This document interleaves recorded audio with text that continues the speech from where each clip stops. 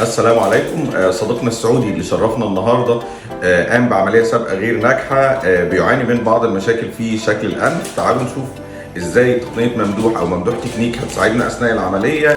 زي ما احنا شايفين، هو اول حاجه بيعاني منها سقوط في ارنبه الانف، وده ناتج عن غياب التدعيم او استئصال الحاجز الانفي في العمليه السابقه.